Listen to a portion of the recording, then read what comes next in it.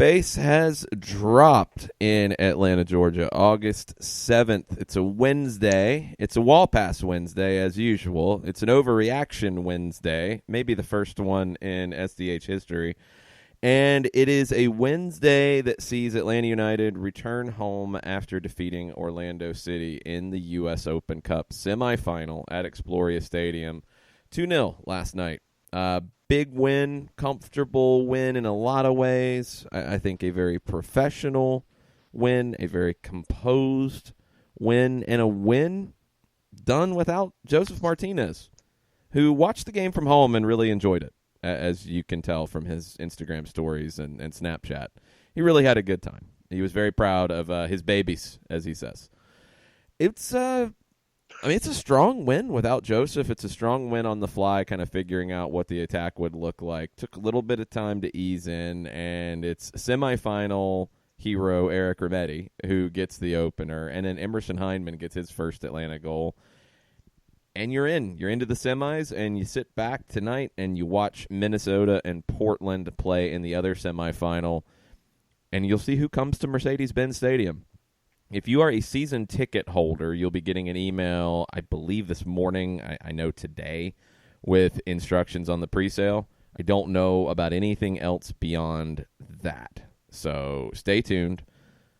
It's going to be a busy day in the Atlanta United world with that going on. It's going to be a busy day in the Major League Soccer world with the transfer deadline closing at 1 a.m. Eastern Time, midnight Central Time, where U.S. Soccer is located. And for one club that a lot of eyes are going to be on, it closes at 10 p.m. for them. The LA Galaxy have a lot of things to do because they are trying to get the Cristian Pavón deal done and bringing him from Boca Juniors. Could be some squirrely things happening on the Boca side. This has happened before. You never know. There could be a last-minute, oh, yeah, we want an extra $5 million. Or, we want an extra bit of this or that. So stay tuned on that. They still have to clear an international roster spot as well, or they have to go get another one. It sounds like they have the money lined up. It sounds like they have the TAM and everything else sorted out, and I don't know how they're going to do it according to Major League Soccer roster rules, but I'm assuming they've checked on that, and that's done too. That's one club to keep an eye on.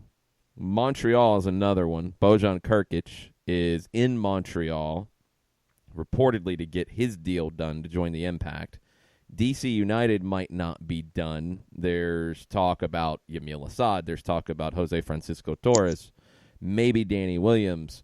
They did go get Felipe to solve their defensive midfield issues in the short term, but they've got some long-term things to figure out. And, oh, yeah, there's Luciano Acosta, who is out of contract at the end of the year, and like 4 or 5 other guys whose loans end up at the end of the year. So DC could be a player in the transfer deadline day madness. Will Atlanta United be a player in the transfer deadline day madness? You have concerns up top with Josef Martinez out, although it doesn't sound like that's going to be any kind of a long-term injury.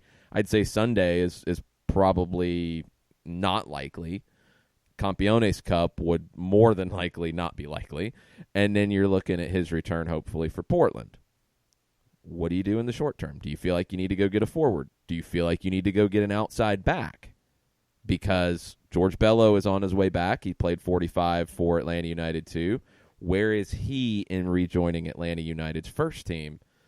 Will Atlanta go get a player? They have an open roster spot, a senior roster spot. So you have a good bit of flexibility there. You have an international slot open as well. They could go and be a player in the window. And let's go back, John, to what we've seen Atlanta United do in the past. Was Atlanta United out in the market looking for a Justin Merrim kind of player when that popped up? Maybe, maybe not. I would probably lean to the latter. But Merrim was available. You knew he could be a fit. You go get him, it pays off. Emerson Hyndman, was he a player that you had to go get a player in that position? No, you had players in that position, but you're able to go get a player who makes your team even better. I think even if Atlanta is not actively looking right now, I think they're listening. And I think that's what good teams do. And you never know what can happen when the deadline day madness gets mad. And that's the point that I would have made, is that just because you're not actively active doesn't mean you're not listening. And I think that good teams always listen. Good teams always want to improve upon what they have. They see possible areas where they can improve, even if it is just in a temporary sense. And I know that yesterday, you and I brought up Chris Duvall's name. And when Duvall was placed on waivers, and he really didn't even get a cup of coffee in Houston, it fills a need. And yeah, obviously, you and I you're instantly drawn to the idea of someone coming home, but that shouldn't be the number one reason that you bring someone in for a roster spot. But Duvall does fit a need right now. Do you go and get someone like him? And it's about getting pieces that get you over the finish line. And if someone like a Chris Duvall is that, if someone who can help you up top is that, even though we saw what happened last night with the lineup in Orlando, and I think that the pieces that you have in place and the depth that you have in place is part and parcel to why you can do things like you did last night. I think that all good teams, all successful franchises, regardless of sport, are always listening and trying to figure out, okay, how can we be the best team that we can be going forward for the stretch run? And it would not surprise me if Atlanta United did something of a move. I'm not anticipating a blockbuster because that's not necessarily what you need. But to make yourself better, listening is always a good thing. And DC, we've heard mega names like Mesut Ozil also as a part of discussions and things like that, because if Rooney's leaving, then you bring in someone like an Ozil. But that's not for now. Let's be clear on that one. Nobody has said Mesut Ozil would be coming to DC United this season. No. I don't want to complicate it, because those talks aren't even supposed to start until after windows are closed. That's going to be next year sort of thing. For right now, in this window, there's going to be players available. I mean, you're hearing things about LA Galaxy having to move Jorgen Skjelvik, who is one of the most expensive defenders in the league, but they've got to find an international slot. And just so happens that AEG, who owns the Galaxy, owns 45% of Hammarby in Sweden. There's rumors of Skjelvik going to Sweden, opening up that international slot, clearing some cap space, and then making it comfortable to add Pavone. You're going to get some situations like that. And just like we're hearing in the Premier League, whose window closes tomorrow at noon Eastern time, which is really awkward because your windows in the rest of Europe are open longer, and it's not a midnight close in England. It's a 5 p.m. close in England, noon our time. You see dominoes. Like, you hear the things right now in that transfer window about, well, if Manchester United adds Christian Eriksen, then they would sell Paul Pogba, and then he would go to Real Madrid, and then Real Madrid would let this player go, and so on and so forth. That could happen in MLS as well, with the Galaxy, a major player right now on the Pavone thing. Let's say Skjelvik to Sweden doesn't happen. Then you've got to deal an international player. Atlanta United's got an international slot and a senior roster spot. Not saying there's one that they want. I'm just saying you're going to see dominoes fall. You're going to see players maybe become available that you didn't expect. And that's not just for Atlanta. That's any club in the league who is doing their homework.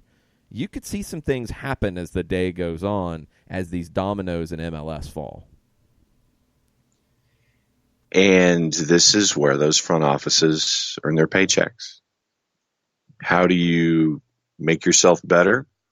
And at the same time, you're working within a framework. And I think that the math equations of A plus B equals C, all of the stuff that you're talking about where dominoes are concerned, you're looking at, all right, so we're looking at LA, you're looking at DC, Montreal with bits and pieces, teams that want to move forward, that have openings like an Atlanta United. Who else are you looking at that could do something in the window that has been out there kind of kicking tires? Because for me, I've heard DC, I've heard LA, LAFC has been a part of it, Montreal's been a part of it.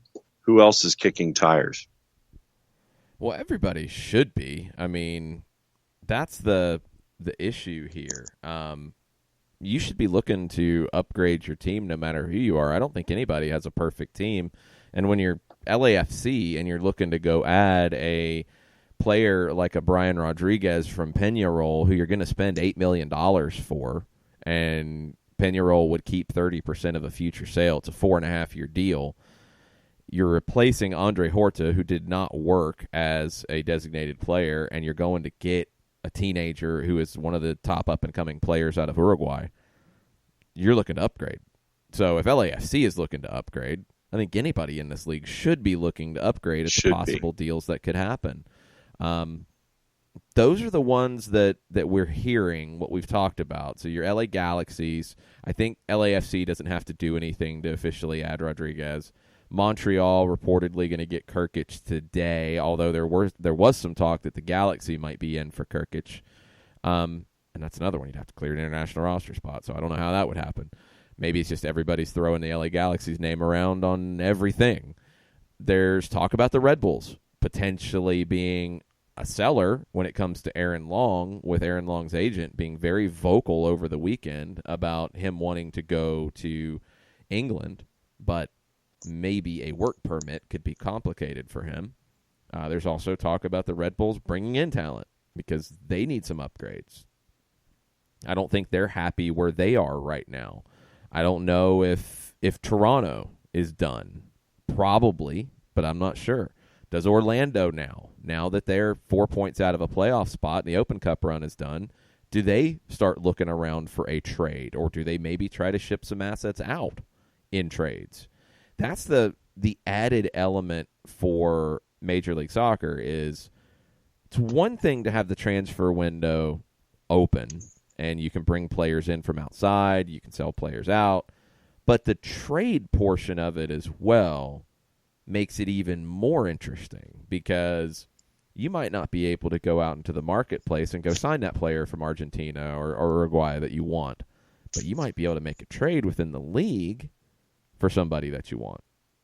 That's the interesting element that MLS adds to it, that it can be fascinating. I mean, Houston Dynamo, for example. Houston, now 3 points out of a playoff spot. Do they start to sell? Does Chicago sell? Doesn't seem like it. Thought they might. Does Kansas City say, you know what, we need something else? We've got a big mountain to climb here. It could get really weird today. And I don't think we've had one of those really wild transfer window days in MLS. This could be it. And this is the for those of us who cover the sport and cover the league, it's the fun part of it, seeing where things can go and things can fall and all that kind of stuff, and it makes good content for us both today and tomorrow. But it also gets you geared up for the stretch run. You're in turn 3 heading toward turn 4 in the back stretch. Who's going to make that move?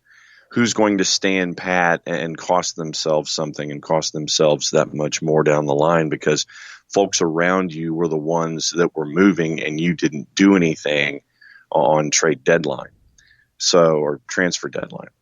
So this is one of the days where you've really got to have, for those of you who are technologically inclined, TweetDeck. I've still yet to figure out how it works, but nevertheless, you got to have your TweetDeck fired up and make sure that all your sources are there, because this one could be one of the more interesting transfer deadline days that we've had in a very, very long time when it comes to MLS, because of so many teams who could be looking to improve, are looking to improve, trying to get north of the playoff bar. This is the time where you really earn your paycheck, and this could be one of the wilder ones that we've seen in quite some time. All right, let's take a break here. We're going to get into Wall Pass Wednesday and Overreaction Wednesday on the Twitters in the next segment. Mike Conti of 92.9 The Game will join us at 10 o'clock, get his thoughts on Atlanta's win over Orlando. I don't think we're going to get as deep into the game. We did get into it a lot last night on our post-game show. Thanks to everybody who listened and came out to join us at the Brewhouse Cafe in Little Five Points last night. Had a great crowd out for the games, loud, lots of great interaction with folks, both during the game and afterwards. It was a lot of fun. We'll be doing more stuff like that. Hopefully not for games in the future because, I'd like to be calling those at some point. That'd be nice. Yes. And maybe we'll see. Do that. Yeah, we'll see what happens with the final. There will be efforts made. I can tell you that much. Can't guarantee anything, but there will be efforts made to do things with the final. Looking forward to finding out how that goes. But it was a lot of fun last night, and thanks everybody who came out and listened. If you want deeper, post-game context, go check out the post-game show from last night. We'll get into any questions you guys have about the match, but we're also going to talk transfer window and all of the chaos around the league today. It's going to be an interesting day. We'll try to set it up for you, and we're going to take a quick break right now. Be back after this. Looking for future leaders we can trust and believe in? Look no further than the high school student athletes right here in Georgia. High school sports teach young people how to be effective leaders. It begins by making their grades and being on time for practice. It includes learning to listen, following directions, accepting responsibility, being a good role model. And it's about respect for officials, opponents, the rules, and each other. The result? It transcends sports. It gives us hope for the future. High school sports. There's so much more than just a game. This message presented by the Georgia High School Association and the Georgia Athletic Directors Association.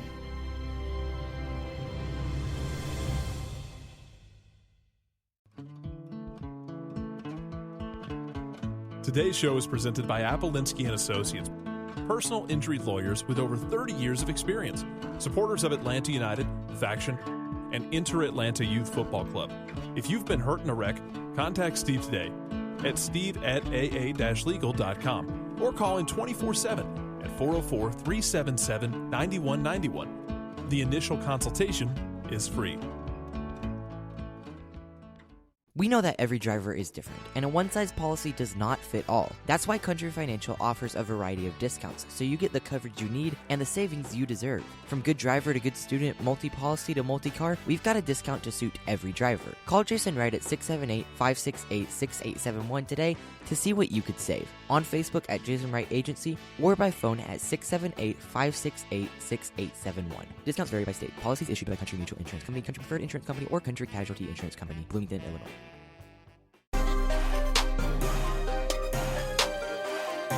Welcome back. SDH, August 7th. It's a Wall Pass Wednesday. It's an overreaction Wednesday. Atlanta defeated Orlando last night 2-0 in the Open Cup semifinals. The final will be on Tuesday, August 27th at Mercedes-Benz Stadium. Season ticket holders will get an email about the pre-sale today. Everybody else is waiting, and I think we're also waiting, and Frank DeBoer kind of alluded to it. Doug Robertson mentioned it in his article at the AJC last night. I don't know if it's been decided about what configuration the stadium's going to be in. Could be wide open and could be an opportunity for folks to be in the building for another final. And either way, I think if it's Minnesota, you've got a ton of storylines about two teams coming into the league at the same time. Atlanta got to the top faster, but now Minnesota is catching up. And this is obviously the best we've seen Minnesota. It's a really good Minnesota United team, one that's under the radar a little bit in the Western Conference. Or it's a rematch of MLS Cup last year with Portland, which, the storylines write themselves. So you're going to have a compelling final, and you're going to have the biggest U.S. Open Cup final in the history of the competition. And that's pretty cool for Atlanta to be part of that. No doubt. Natasha, and she is in the clubhouse with the question of the morning. That's a bold statement for question number one. Do we owe? Hey, I know. That's why I'm leading off with it. She asks, do we owe Orlando City child support? Wow. Ask Joseph about that. He might answer the question, actually. Or ask Eric Remetti, the stepdaddy, on that one. Yes. Man, it's if you can take yourself out of it for a second, and you just look at it, put yourselves in the shoes of put yourselves in some purple shoes. Oh, 6-2. I mean, it's got to be driving you insane at this point. And it's like the more I see folks like, well, we're not where we want to be. And blah. Come on, it's eating you up inside. Like, it is, because you don't act the way you did during the All-Star game. You don't do that if it's just... It's not a rivalry. Yeah, it's not a rivalry. It's not a rivalry, when you get the booing of Brad Gazan and Joseph Martinez during the All-Star game. It's not a rivalry when you get Joseph doing his Instagram story video last night. It's not a rivalry when Joseph did everything possible to avoid wearing purple last week. Like, if you didn't see, there was a thread that I think Felipe Cardenas shared. A reporter showed pictures of Joseph throughout the week. There was the picture with the two Atletico players who are in their team red gear. I can't remember. I want to say Vela, but I can't remember off the top of my head. Who was next to Joseph in the purple MLS All-Star polo? Joseph was wearing white. He wore the colored bib over his purple jersey as long as he possibly could. He did not want to wear purple all week. But it's not a rivalry. It's not a rivalry on the field like the Red Bulls game is, and it will maybe be a better rivalry when Orlando actually wins a game in it. But man, I mean, it's something. If it's not a rivalry, I don't know what it is, but it's something, and it's got to be eating Orlando alive, because it's almost like you could see it on the field last night after the Dom Dwyer miss. It's just, oh, here we go again. We're back to where we've been. Hello, darkness, my old friend. I mean, it's just, that's what it turns into for them, and it's just so in their head. It's so, I don't even know what they need to do at this point. Live chicken? I hope not. That would probably run afoul of a lot of different things. I'm gonna not suggest that one. That was OSG Nelson on the Twitters, by the way. That was not Long Shoe. So if anybody wants to have a say at that, go ahead. And also go watch Bull Durham too. But anyway, Orlando's got some issues. They're okay. They're okay. They're got better. some talent. Oh, they're definitely better. I mean, that's not even. I'm not even trying to compare to previous Orlando teams. They're okay. They're not an awful team. They are not a playoff team. I just don't see it, and I do think James O'Connor messed up last night. I think Carlos Asquez needed to be in that team last night. I think he gives them a different presence in the middle of the field, and it would have been harder for Atlanta to do what they did. I'm a little surprised it was Asquez who was left off. Beyond that, I mean, we'll see with their new signing. We'll see how long it takes him. We'll see how things turn for Orlando. But right now, that doesn't look like a playoff team. It's a team that's won 2 of their last 6 in league play. And it's a team that's got to make up 4 points right now in the playoff race with Montreal, who they do have a game in hand on, and New England in 6 and 7 spots. And Toronto is 1 point behind them in the 8th spot. It's not over for Orlando, but it's kind of desperate times. Because really they need to win 2 more than everyone else around them for the balance of the season. Yeah, and that's possible. I mean, it's not like Montreal's been that convincing. New England has had a great run. They did just have their first loss. How do they bounce back? And Toronto has not been convincing, but Toronto's added pieces that you would expect to make them better. Orlando, I mean, for me, it comes down to the fact that defensively they've been good. The attack, nope. And a lot of that comes down to the player that they spent a lot of money to sign in Dom Dwyer. He has not delivered. And this season, I don't know what cliff he fell off of. It's honestly shocking to see this from him and see the kinds of misses that he's having on a regular basis. Kansas City traded him in July of 2017, and I've seen the conspiracy theories that I have to disagree with about Peter Vermes being a wizard and realizing that Dom Dwyer had outperformed his level and decided to go wreck Orlando by making this trade. I don't think that was what was going on here. I think it was more of what Peter Vermes has done with Sporting Kansas City, going from being a very direct, high-pressing 4-3-3 team to a team that wants to control possession and be able to do more in build-up play. And Dwyer can't do that. That's not his game. But the drop-off, even from last year, Dwyer scored 13 goals last year in a bad year for Orlando. He scored every other game and didn't really get much service. But this year, 5 goals. And he's not even starting on a regular basis. Only 8 starts, 18 games played. They gave up a lot of money for that. Mm-hmm. And we do have some comments about that gentleman. Home team at ATOUTD 24_7. Great win for the team, but if Dom Dwyer wasn't terrible now, it could have been a different game. Yeah.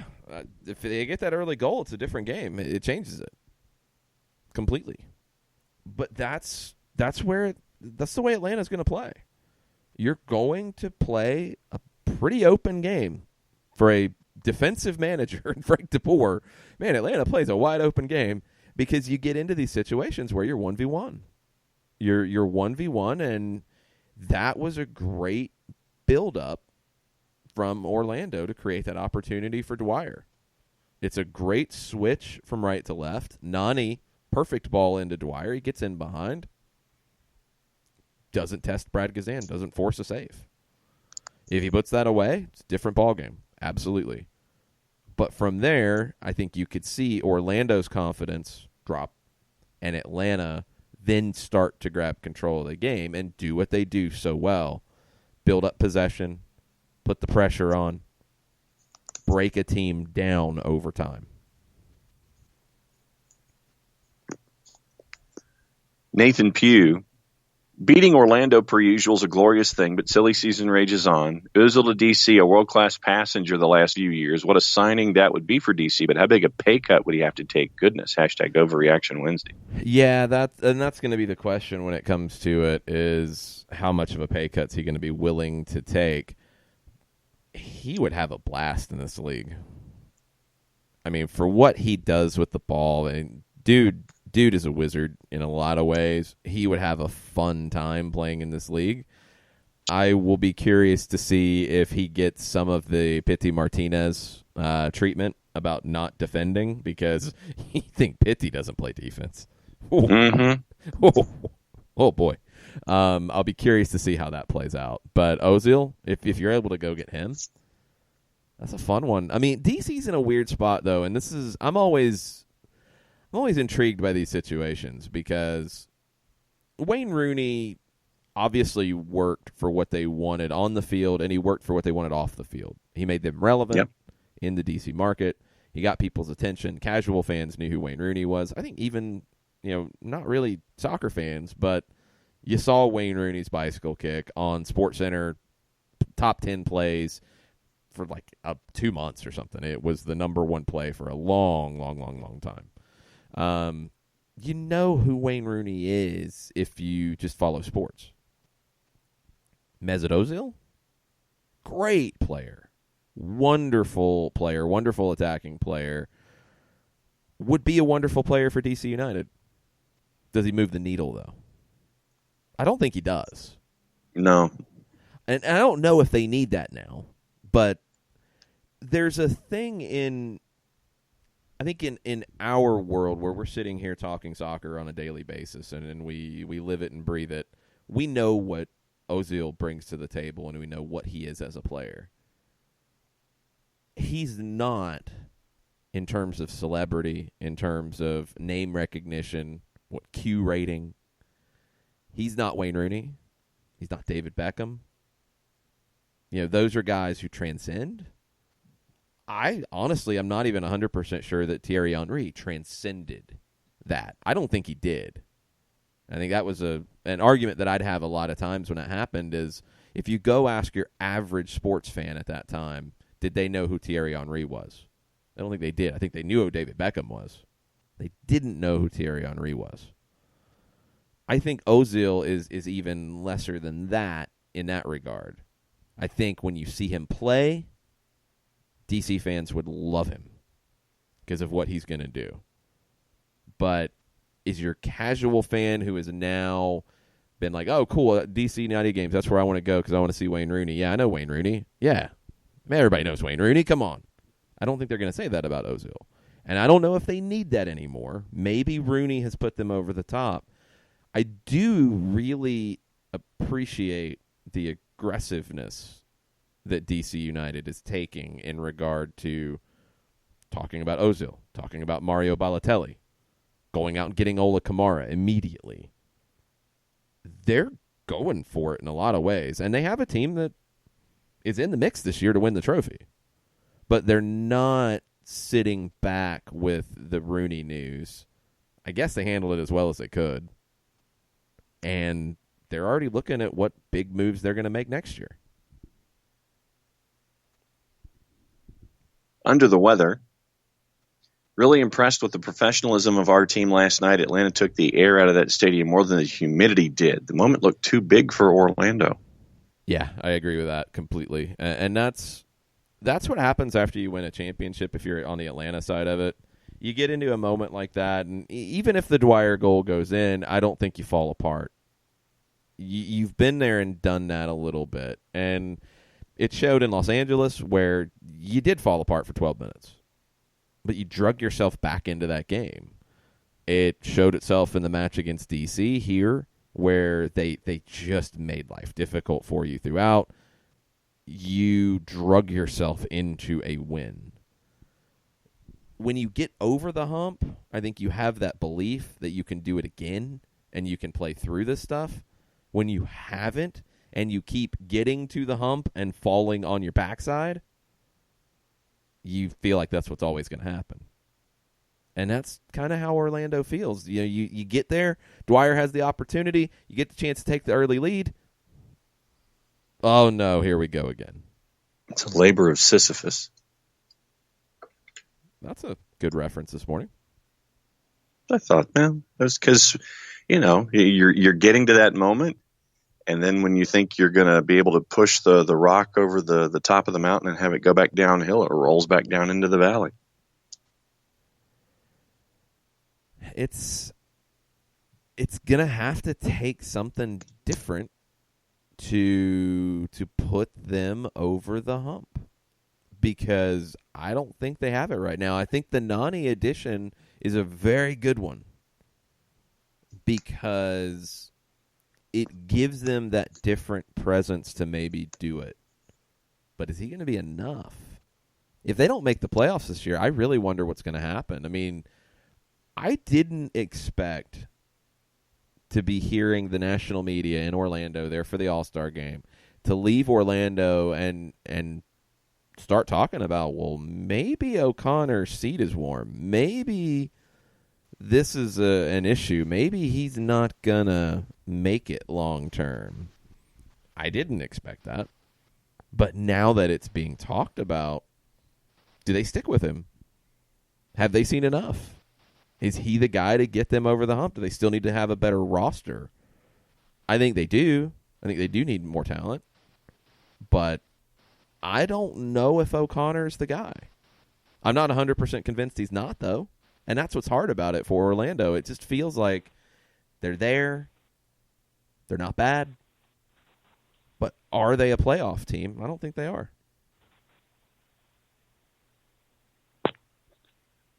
Thomas can win. The easy punchline on why Dwyer's fallen off OCSC breaks players see also Miram, Justin more likely.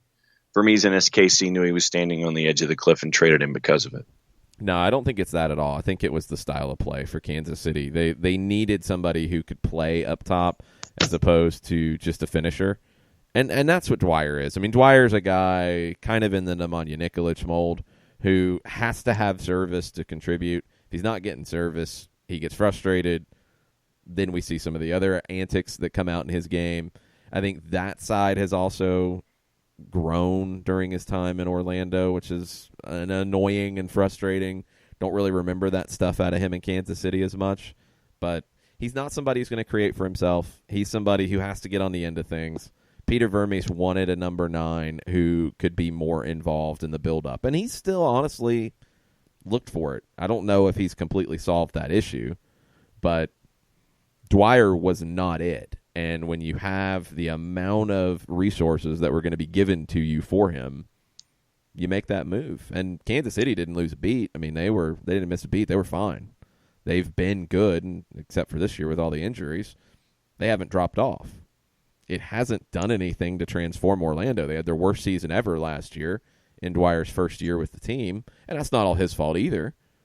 This year they're better, but we'll see by how much. It really hasn't affected Orlando. Daniel Price. Don't know if I'm the only one, but I feel bad for Orlando. I want them to be better, not only for the league's sake, but also for a closer competition. I want our confrontations to matter more.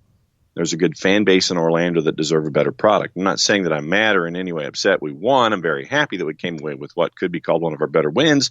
I just expected more from Orlando. Hashtag overreaction Wednesday thoughts. Yeah, when you take yourself out of the Atlanta United bubble and you just look at it, objectively, yeah, it's a better match and it's a real, true rivalry if it's not dominated by one side.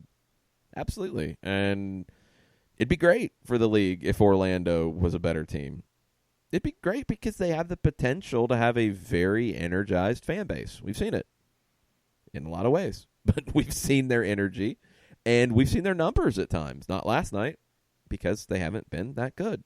Not much this season because you had 4 years where you got worse and worse and worse and worse. Like, they've got work to do to bring that fan base back to where it can be. And that's where you get into the bigger picture when you talk about a James O'Connor. Do they need to go out and go for it to re-energize this fan base? Or is it a fan base that is just, apathetic right now because the team's been bad and waiting for signs of life? Open Cup, it isn't really that for a lot of people. I think it should be, and hopefully it will be. But for some, they don't consider it as big of a deal. If Orlando makes the playoffs this year somehow, I think they're fine. I think the fan base will be fine. I think they'll come out in big numbers. But long term, that's the decision you got to make. I mean, I don't think they're a fan base or a market that has to have what DC did with Wayne Rooney. Like, they don't have to go get a mega superstar to change it. I don't think the fans left because Kaká left, for example. I think the fans left because the team got bad. Mm-hmm. Nani, wonderful player. I think it was a very good signing. And I think the idea was to change the culture a bit. And maybe it's worked to a degree. He hasn't brought the fans back on his own. I don't think going out to signing a new Kaká would do that either. I think they just have to put a good product on the field, and people will show up.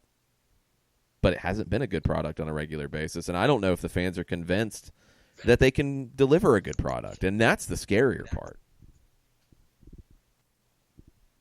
Chandler Creel's in a meeting for the next 20 minutes and is hoping that Atlanta United does not send out the email in that time. He said it would make him very sad. I have no idea when that's going to happen, but I don't think, from the way I saw the language, I don't think it was a pre-sale tickets are on sale right this second. I thought it was a instructions on the pre-sale email. So, I mean, make sure you have those notifications on, Chandler, but I think you'll be okay. Thad Dooley at TD the CB says he wants to see the Battle of the 17s in the Open Cup final with Atlanta and Minnesota. That's a cool story. And God, that's going to make Orlando fans even more sad because, hey, who's leading Minnesota to that place? Oh, yeah. I believe it would be Adrian Heath.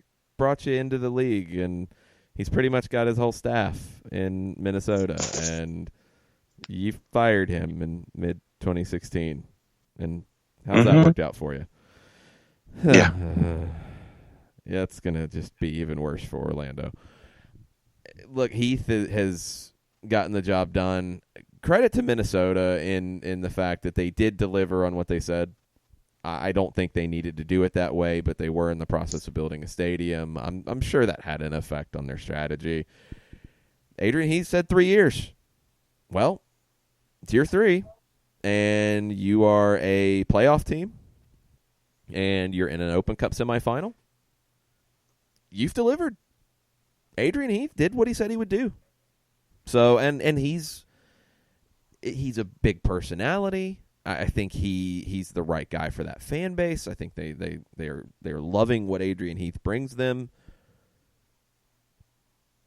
It's working.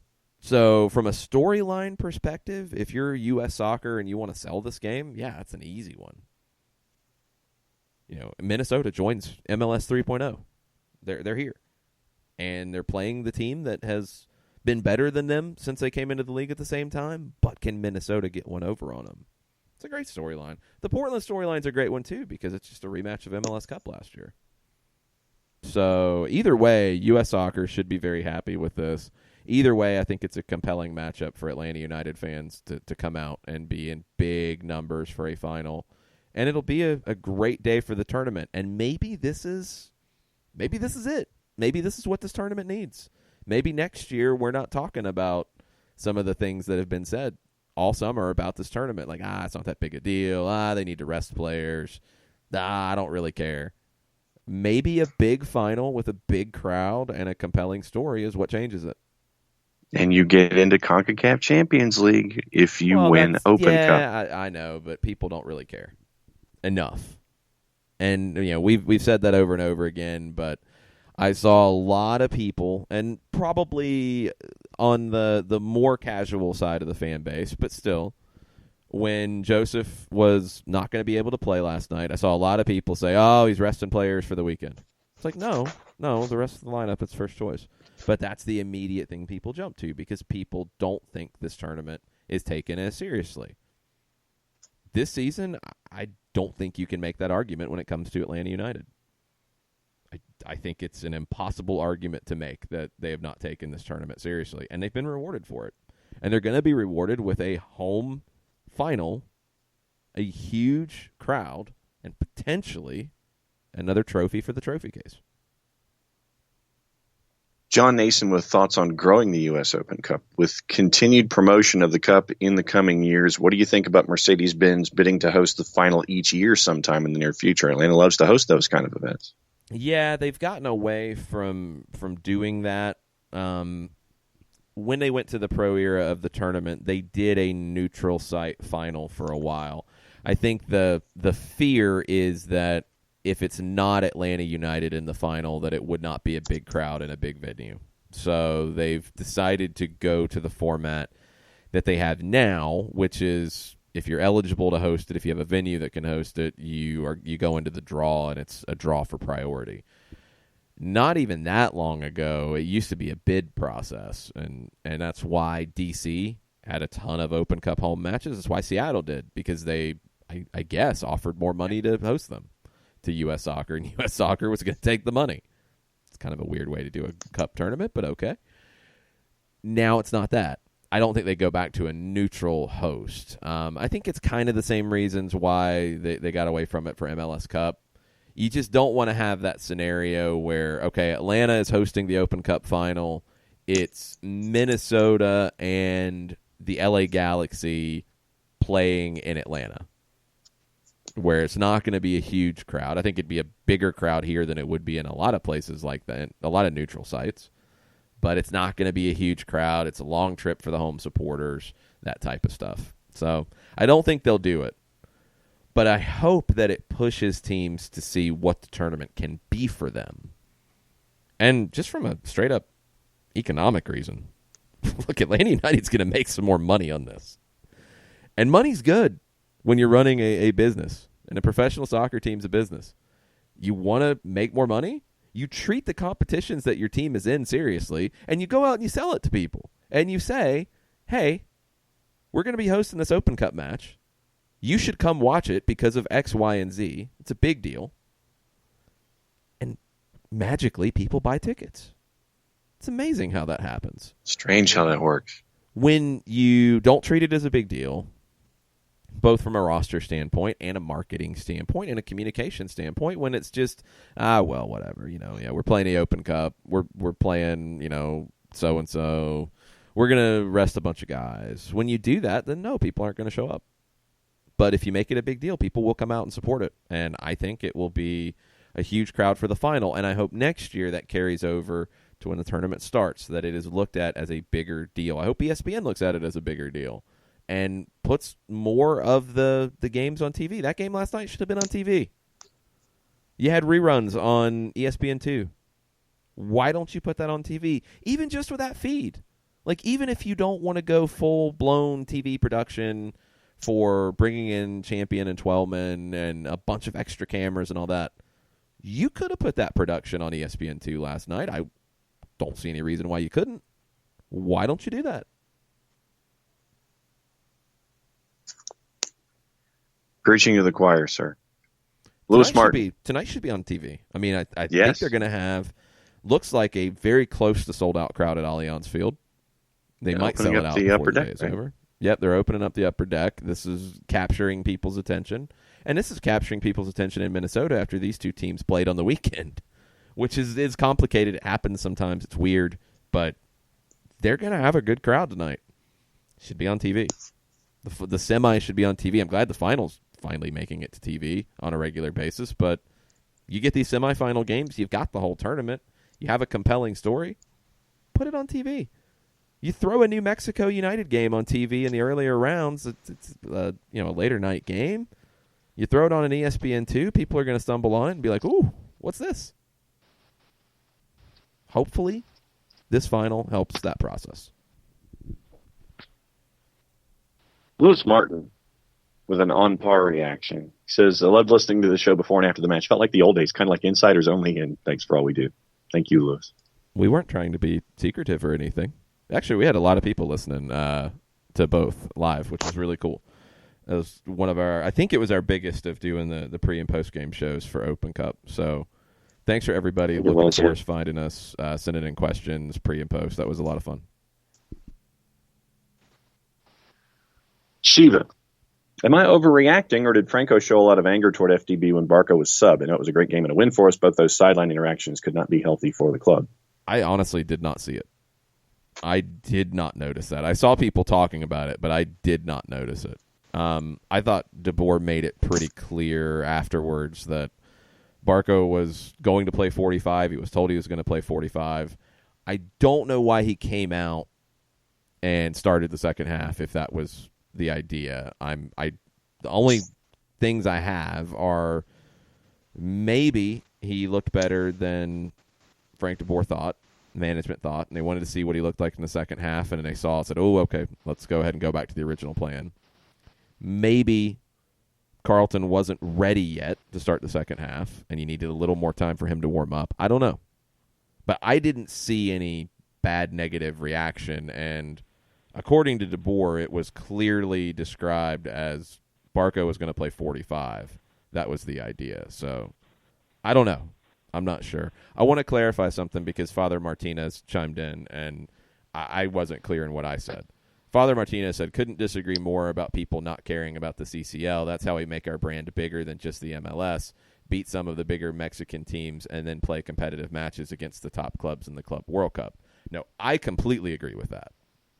What I'm saying is people don't care about the Open Cup and the CCL berth that comes with it because they don't care about the Open Cup. CONCACAF Champions League, you don't have to sell me on it. I have watched CONCACAF Champions League since it was the CONCACAF Champions Cup and all the random games you would get out of it. I love the event. I think the event is a critical part of Atlanta United's growth, and I thought they took it incredibly seriously this time around. And honestly, again, I don't think they had a bad performance in it. They gave Monterrey a difficult series. Monterrey ends up going to win the thing. I'm with you, Father Martinez, Golden Spike 5. CCL is gigantic, and winning the Open Cup to get that CCL berth locked down is big. I was saying your general public, because that's always been there since Atlanta United existed, that winning Open Cup got you into CONCACAF. I'm saying that people didn't care about that aspect because they didn't care about the Open Cup. It didn't click.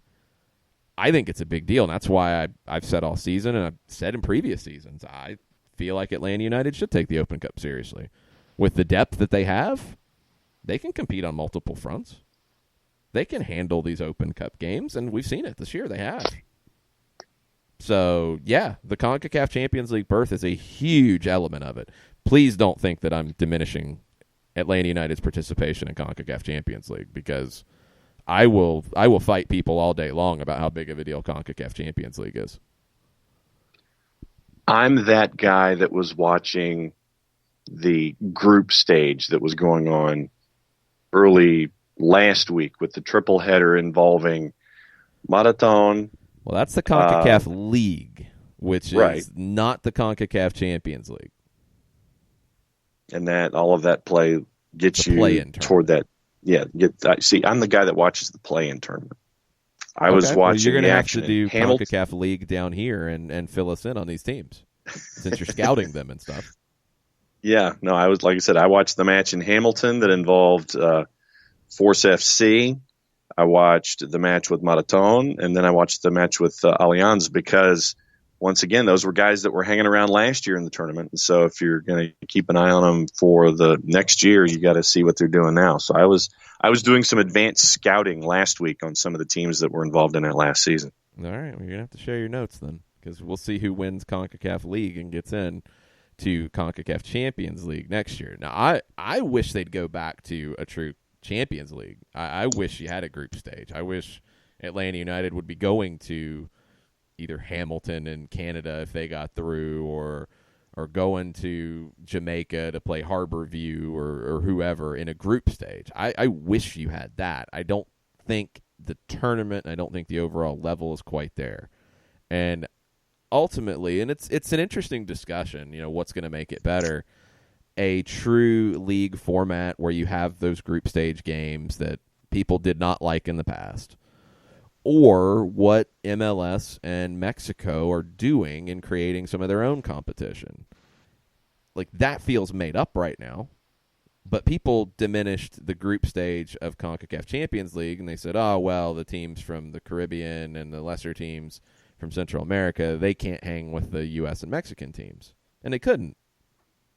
You have to play those games for them to get better, you would think, and if the progress wasn't there, okay, you pull away. But now the flip side, you want more international games, which are good. You're going to create your own competition in the Leagues Cup to do it. Okay, fine. You got to make it a big deal. And when you do it, year one, to get it out of the gates, and 3 of your teams say, well, we're not going to play first choice because we can't, because it's a crowded schedule. We don't have time to do that. We can't do that. And you only have 1 say they're going to take it seriously. That's a problem, because then it's back to the selling point of, if you tell people this is a big deal and you explain why, and you have some patience, like with a new competition like this, it's not going to be a big deal year one. But you got to treat it like a big deal for it to ever be a big deal. So what's better in the long term in terms of international competition? I would honestly lean to more CONCACAF Champions League play. But I don't think anybody wants that, because you're going to add more travel. It's going to get more complicated. You're going to have to play some. You thought going to Herediano was different and exotic and all that. Pfft. Okay. Go look at some of these CONCACAF League games that John's watching, and some of the venues and some of the challenges. That takes it to another level. I love that stuff.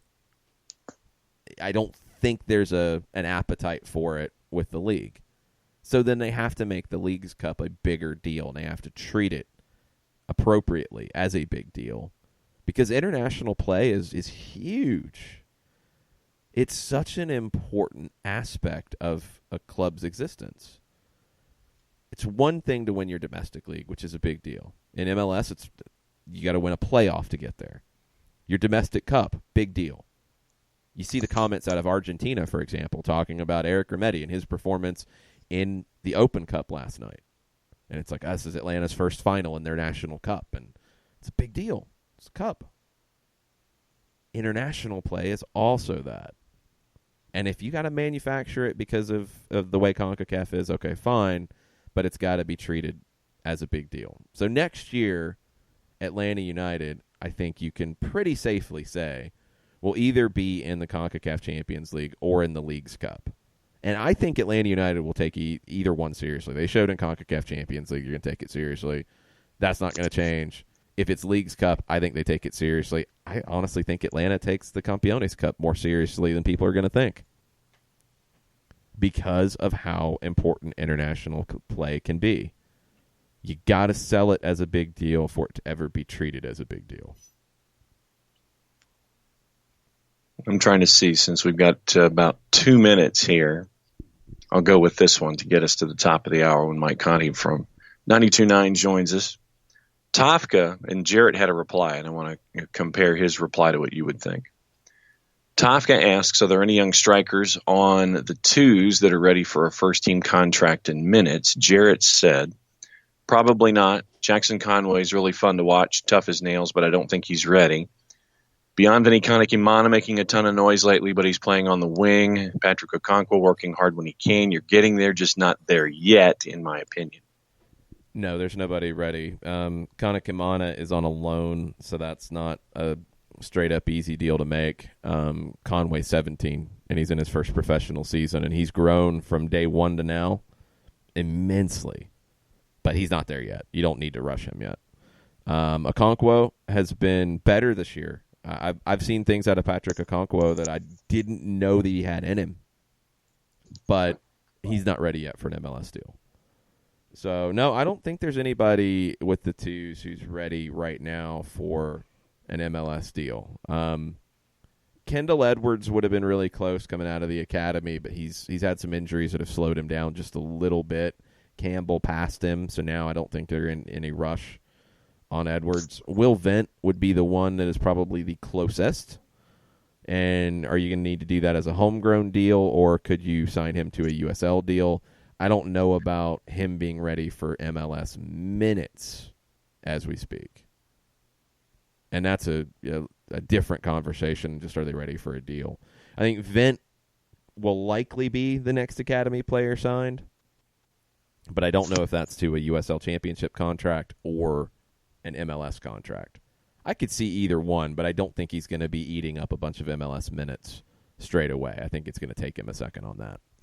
Let's take a break here. Let's get Mike Conti on the line. We'll get his thoughts on last night in Orlando, get his thoughts on this weekend with NYC coming to town, and anything else that he is thinking about on a Wall Pass Wednesday. Be right back after this. A ranger station. I'd like to report a bear hug. Okay. I put out my campfire and Smokey Bear hugged me. So you drowned the fire, you stirred it, drowned it again, and felt that it was cold? Uh-huh. Yeah, but he's just letting you know you did good. Bear hug from Smokey Bear. Status update. I'm gonna let you go now. There are many ways to start a fire, but one sure way to put it out. Learn how you can do your part at SmokeyBear.com. Sponsored by the U.S. Forest Service, Ad Council, and your state forester. As a business owner, you know that every year brings new challenges and opportunities. The success of your business demands expertise and focus. And Country Financial can help you keep that focus by helping ensure you have the right insurance protection in place to meet your goals. Jason Wright can help you create a customized insurance plan that has coverages designed just for your business. Give Jason a call at 678-568-6871 or reach him on Facebook at Jason Wright Agency. Coverages vary by state. Policies issued by Country Mutual Insurance Company, Bloomington, Illinois. This is what matters. This is beyond X's and O's.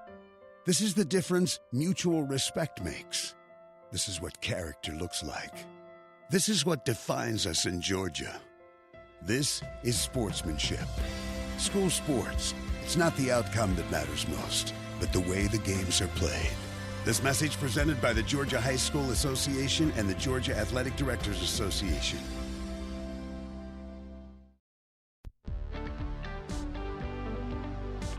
If you've been hurt in a car wreck, contact my friend Steve Apolinsky of Apolinsky & Associates.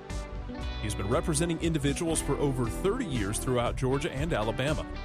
Email him at steve@aa-legal.com or call him 24/7 at 404-377-9191.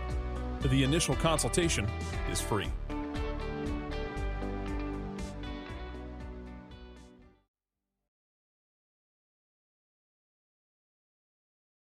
You're listening to Soccer Down Here daily on SDH Networks, a division of OSG Sports. Find us at Soccer Down Here on Facebook and Twitter. The time is now the top of the hour. Peep, y'all.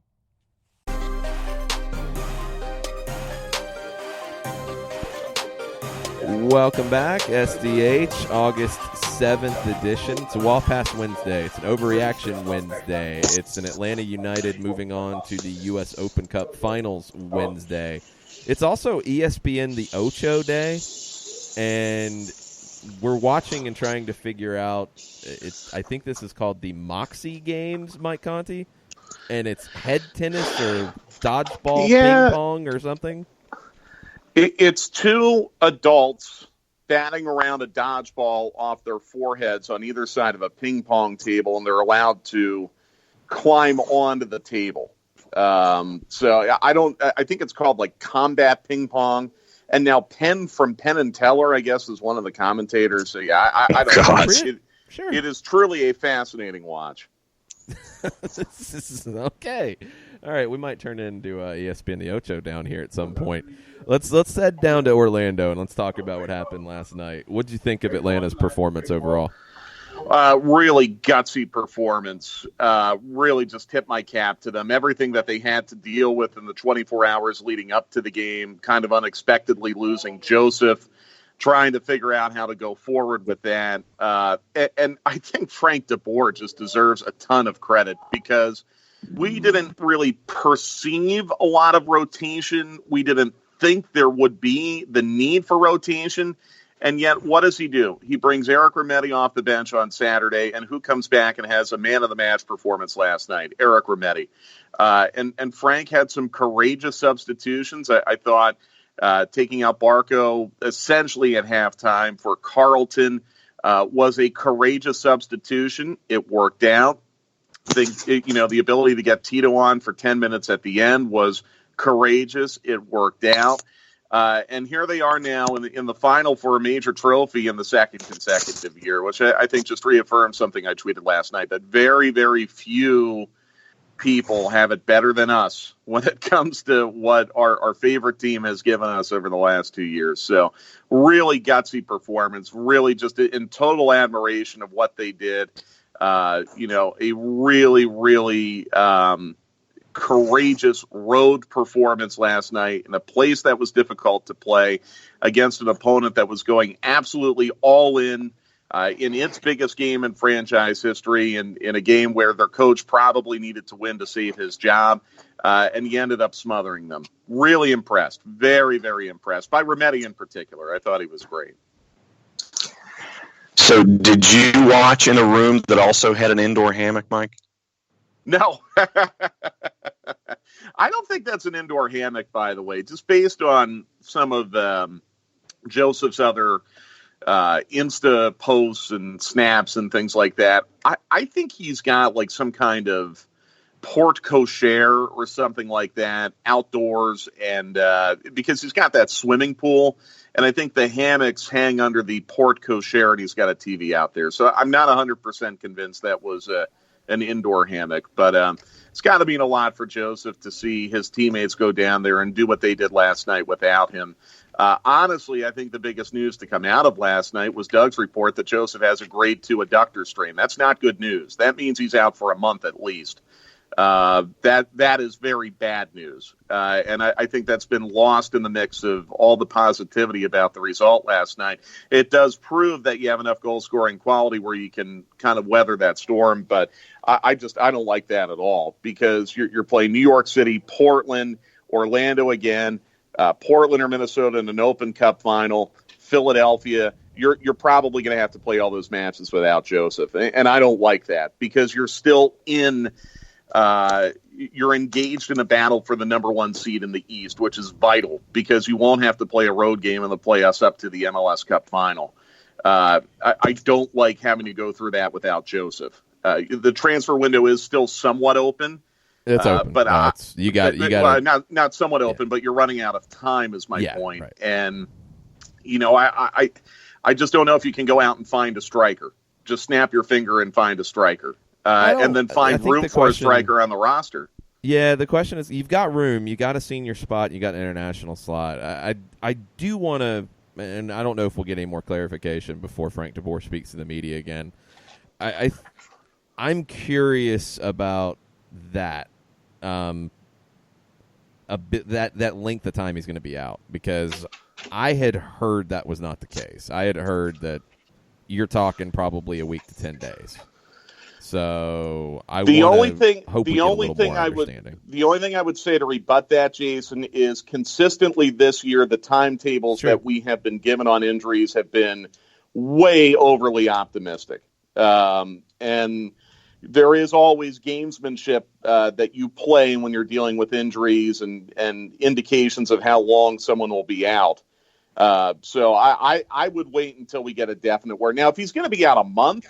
To your point, Jason, the club's probably got to put out a release about that, because that is significant. If he's only going to miss a match, then it's probably not that big a deal. But, I mean, the most optimistic timetable that I was able to find on the internet for a grade 2 adductor strain, the most optimistic timetable I could find was 3 weeks. So I guess we'll see. But again, that's based on Doug's reporting. I wasn't there. I didn't overhear what Frank said specifically, and I guess we'll kind of go from there. But that does concern me a great deal, because you're still in a really tough stretch of matches with tough road matches coming up, a 3-match road trip coming up, not inclusive of the Open Cup final, and you got to find a way to win the regular season in the East. You've got to find a way, because last night's result notwithstanding, you still haven't been very good on the road this year. And if you have to play a playoff game on the road, you could be going out. Were you surprised by the lineup?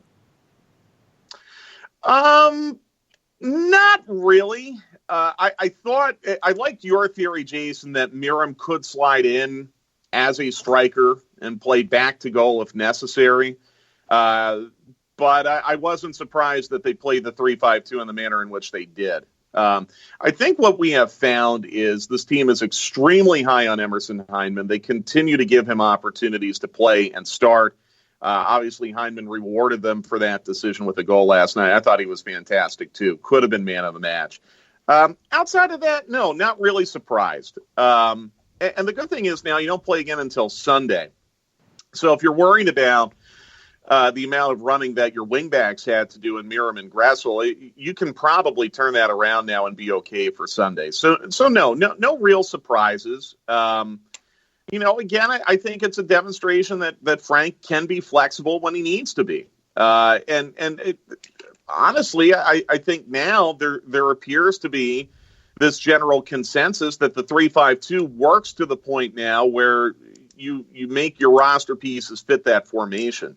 If they would have gone 4-3-3 with Miram up top last night, as the graphic showed, that wouldn't have surprised me at all either. Yeah. But no, not surprised at all. My only, I guess, extremely mild surprise was that they didn't bring on Lorenowitz to see it out. But I mean, that's such a extremely minor thing, and as it turns out, it didn't really even matter. And Mike, since today is transfer deadline day, at least this go around, the point that you've mentioned about Hyndman is amplified by the moves that Atlanta United has made, where you bring in a Justin Miram, you bring in an Emerson Hyndman, you bring in a Flo Pogba, you bring in a Breck Shea, you bring in a Mo Adams, and you just continue to play Klingon chess while a lot of folks in MLS right now are playing checkers. Well, yeah. I mean, then again, I'll give DC credit. I'll give LA Galaxy credit. I mean, there are some teams that are trying to do stuff here at the end of this window. So it's not like it's just Atlanta doing it. To me, Justin Miram is the story, one of the major stories of the season, though, for Atlanta United. And it goes back to what we talked about on the full-time report, Jason, on Saturday. I don't think this team is in the position they're in right now without Justin Miram. It was Miram that gave this team the ability to tread water with Barco being out as long as he was. The fact that they were above 500 without Barco and snapping off all these clean sheet wins and finding late goals to pull results. A lot of that, I think, has to do with Justin Miram and the addition that he has brought to this team. It was an incredibly savvy move. for Atlanta United, and it ends up being a heist in a way because the trade was essentially Miram for Romario Williams and a second-round draft pick. That's a heist. That trade looks like a heist right now for Darren Eales. So, that to me, it feels a lot like the Remedi deal last year, where you lose Nagbe for a long time. Bringing in Remedi allowed you to tread water and put yourself in a position where you could get to the MLS Cup final and win it. And Nagbe did come back for the postseason, but you have to play a long time without him. You have to play a long time without Barco this year, and Miram was just incredibly vital during that stretch, and I think he'll continue to be incredibly vital as he kind of falls into this left wing back role that he's never played before, but played extremely well again last night, being very, very dangerous coming down the left at Orlando. Let's get back into MLS play because there's a big one coming up on Sunday with NYC coming to town. Now, they play tomorrow night. They play Houston, and Dome Torrent talked about his team being so tired in Utah. They get back home for that game on Thursday, but then they turn around and come to Atlanta. That's going to be difficult for NYC, but they've been the best team in the East this season. Yeah, yes, they have. They are really, really hard to figure out because they've been extremely good at home, as you would expect. They have a very good home field advantage at Yankee Stadium. They've been okay on the road. They play to a lot of draws. They're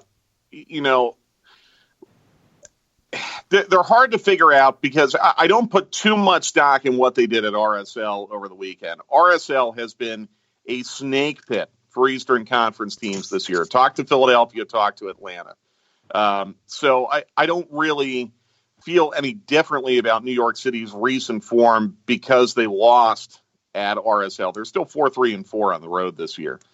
New York City, they play their system. They're very good. They have a lot of talent. They have, good defending. They have guys who can score. The Thursday to Sunday turnaround's really tough, but it's not like it's an extremely long flight that they have to make or anything like that. For whatever reason, these teams, I think, always seem to bring out the best in each other when they play against each other, especially in the regular season.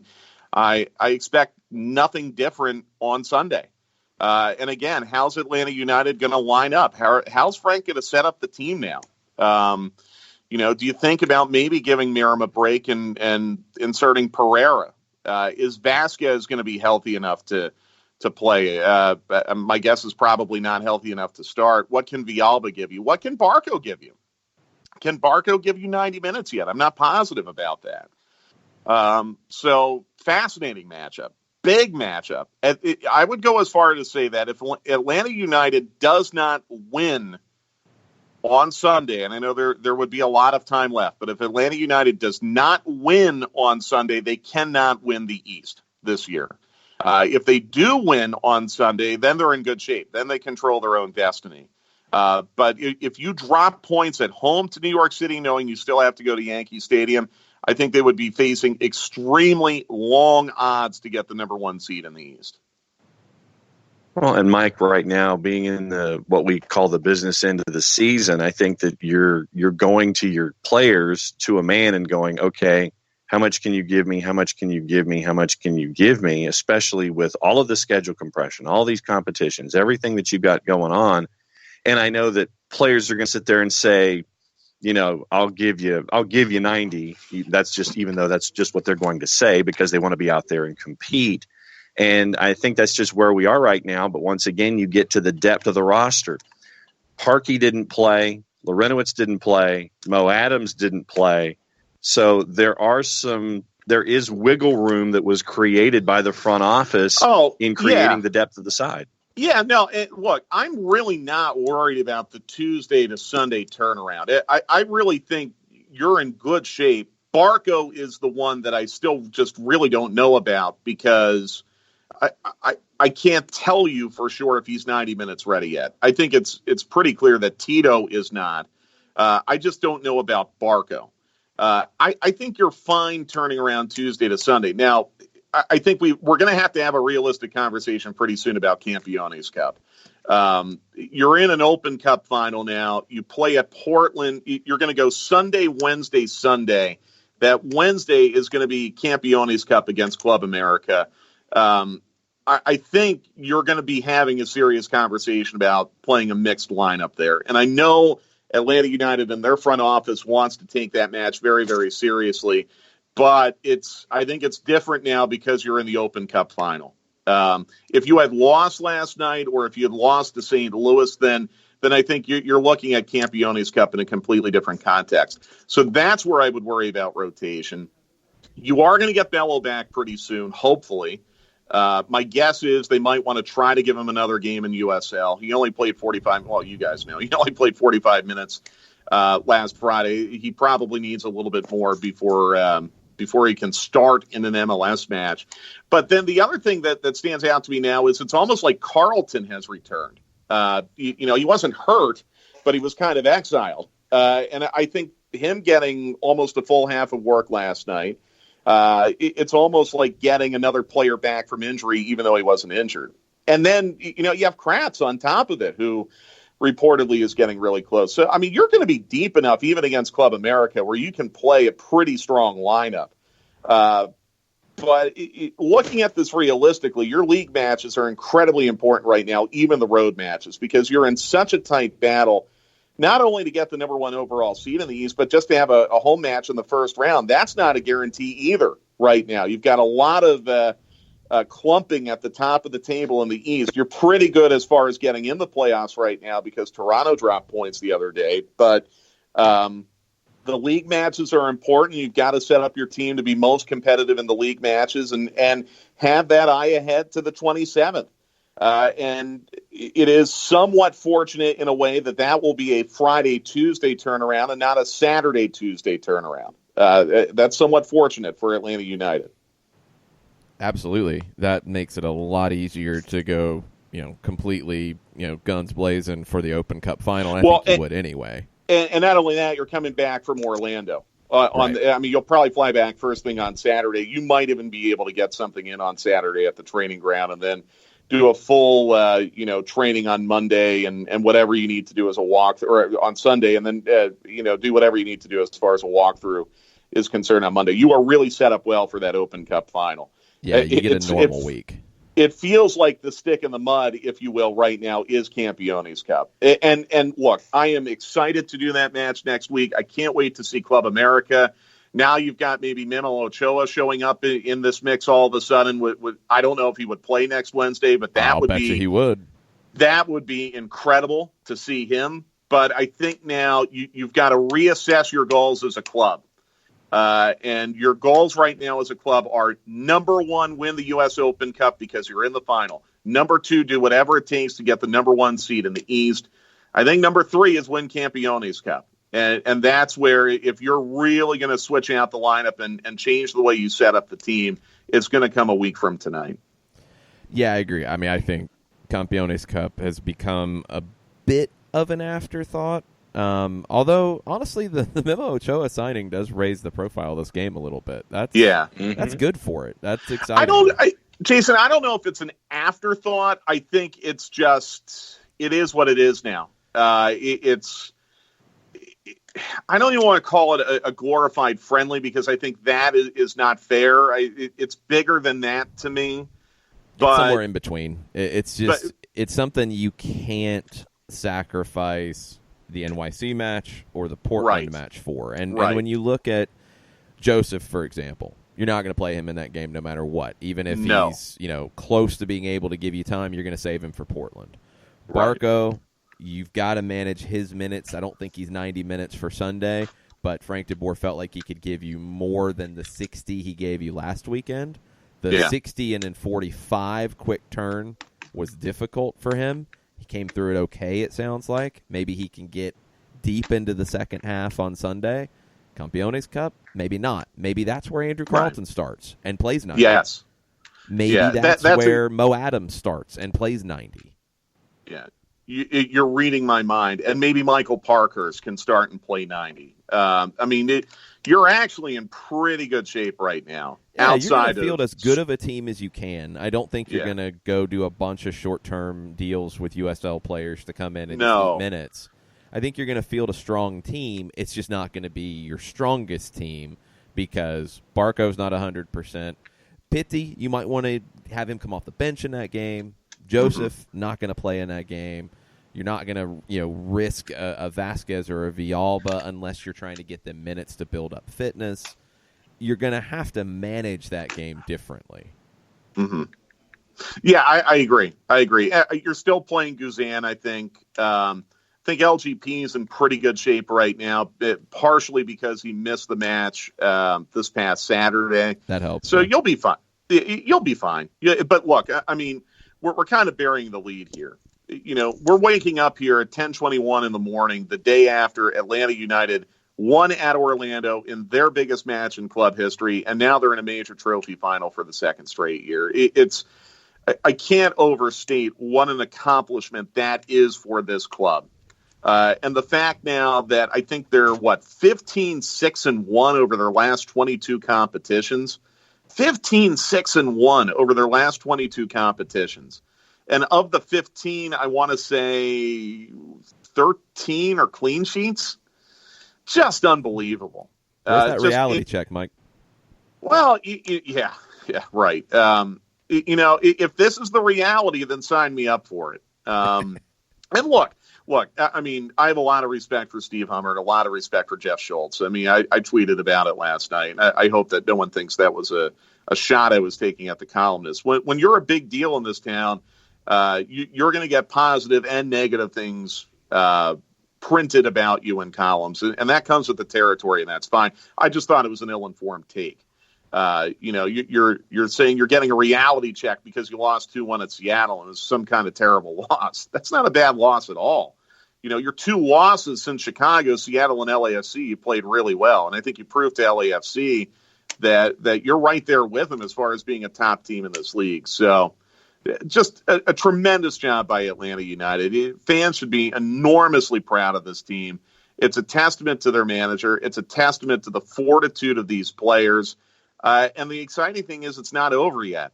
I think now you're really seeing the confidence start to build. And I think there is this self-belief that, U.S. Open Cup, it's right there. And that's a goal, and that'll put them in CONCACAF Champions League, and they're in good shape for that. But you know what? There might even be something coming up in October and November that'll be very special to watch. And I don't know if that self-belief was there a month or two ago. I feel like it's there now. And that is just as important when you're at this part of the season, when you have a new coach and new players and all of this integration that's having to happen, and you get these kinds of moments, you get these wins, and we've talked about a lot of different players, and it's been a different player that seems to step up each and every time. And there are players that step up within games where other players have stepped up. And one of the guys that we haven't had the chance to talk about yet today is seemingly the silent assassin, Darlington Nagbe, and what he's meant to this entire group in this run. Oh, John, yeah, so true. So true. He's been so good, and he doesn't do the flashy things that really stand out and make you kind of gasp and drop your jaw in the way that Pitti and Joseph and Barco and others can do. Even Miles Robinson I'd put in that category. But without Darlington Nagbe, I would cringe to see where Atlanta United is right now. And it's a real testament to him, someone who goes out and gives you consistent 90 minutes and never seems to break down or tire or, lose his legs or anything like that. He just goes out, does his job, does it solidly.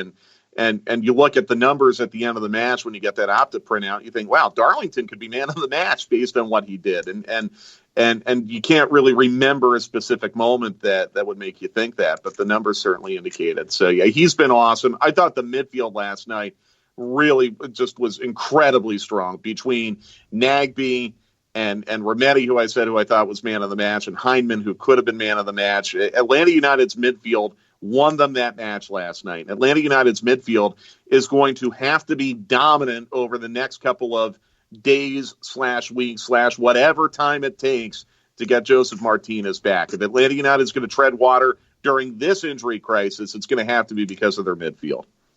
It's going to be tested on Sunday as well against NYC. They're going to come in and play a little differently than we've seen teams come into the Benz here lately. I don't think they're going to sit back. I think they're going to play a 3-4-3. They're going to try to dominate the midfield with wingbacks coming inside, with wingers cutting inside as well to come in underneath Hebert. It's going to be different. It's going to be a huge test, but I think it could be one of the games of the season.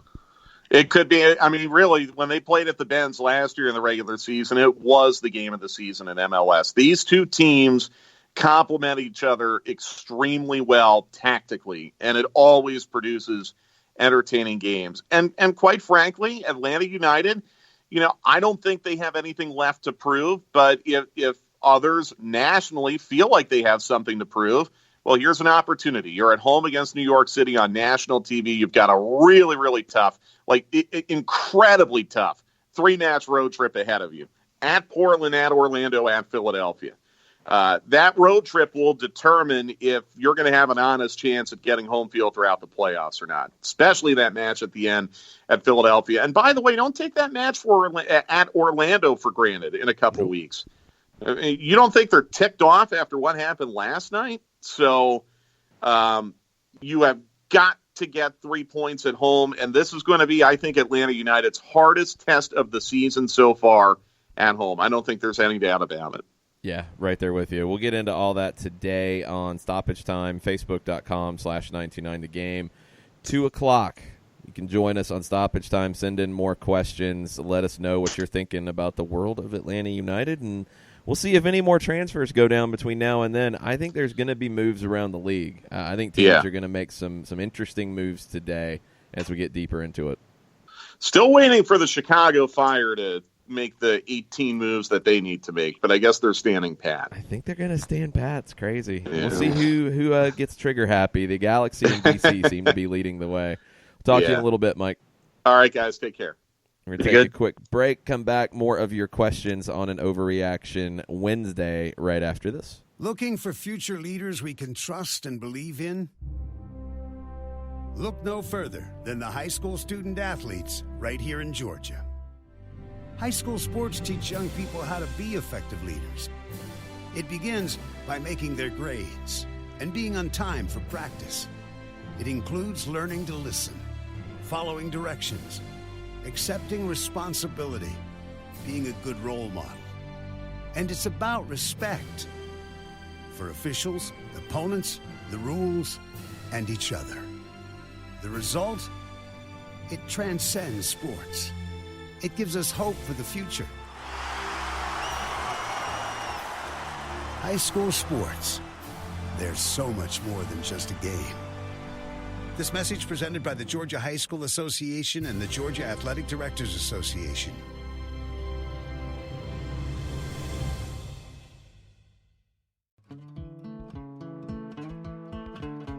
Today's show is presented by Appolinsky & Associates, personal injury lawyers with over 30 years of experience, supporters of Atlanta United, Faction, and Inter-Atlanta Youth Football Club. If you've been hurt in a wreck, contact Steve today at steve@aa-legal.com or call in 24/7 at 404-377-9191. The initial consultation is free. We know that every driver is different, and a one-size policy does not fit all. That's why Country Financial offers a variety of discounts, so you get the coverage you need and the savings you deserve. From good driver to good student, multi-policy to multi-car, we've got a discount to suit every driver. Call Jason Wright at 678-568-6871 today to see what you could save. On Facebook at Jason Wright Agency or by phone at 678-568-6871. Discounts vary by state. Policies issued by Country Mutual Insurance Company, Country Preferred Insurance Company, or Country Casualty Insurance Company, Bloomington, Illinois.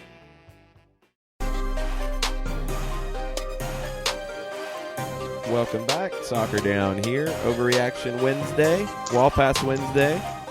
Share your thoughts on Atlanta and Orlando last night. Atlanta and NYC this upcoming weekend. Campeones Cup. MLS transfer window. Whatever you want to get into, tweet at us at Soccer Down here, and we will try to tackle it. What do we have next to tackle? Tafka has a lot to tackle. He says he's full of thoughts. Oh, boy. Short term, in all caps, Has Escobar possibly shown another possible setup? Escobar at left wing back, Pogba LGP, and Robinson at center back. I thought it worked well. Plus, Pogba has to be one of the best value finds of the season. He'd start at nearly any other club.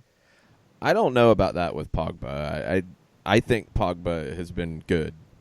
I think his value has been a little overrated. I don't think he starts at any other club. That's an exaggeration to me.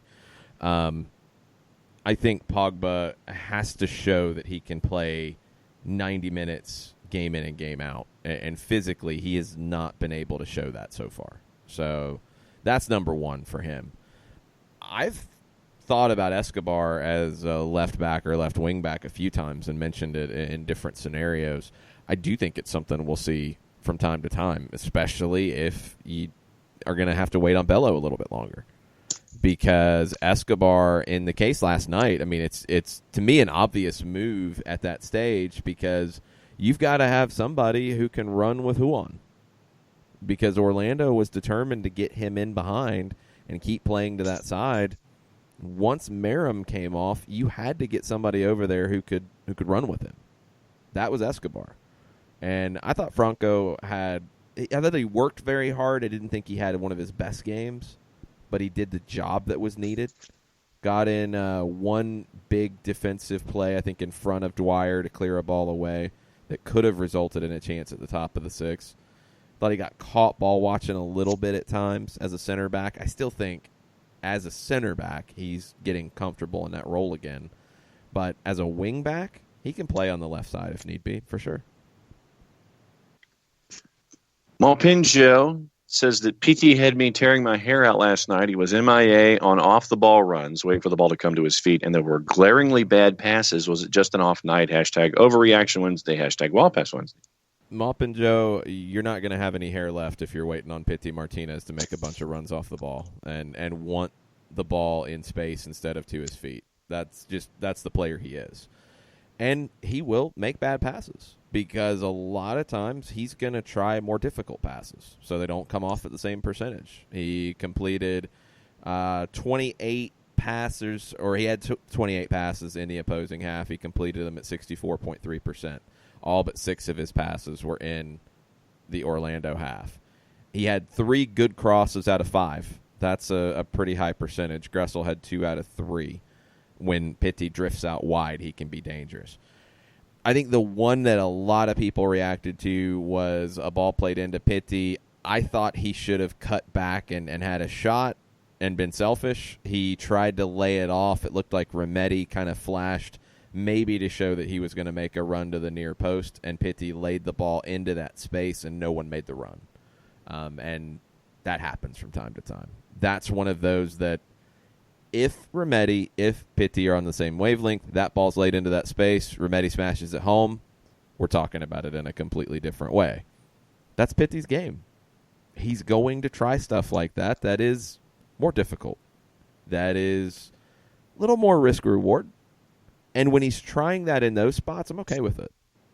Because I do have the belief that it's going to come off more often than it's not. But Pitti's not going to be a guy who's going to make a bunch of runs off the ball. That's not his game. He's going to give you a few. He's going to see some space and try to take it. But he's not Barco in that regard. And Barco's not really a guy who is like Almiron or Villalba who wants the ball played into space and they're going to make those runs. That's not their game. They want the ball at their feet. That's why it took time for Atlanta to build up attacks. That's why they were also a little more exposed at times when those attacks broke down.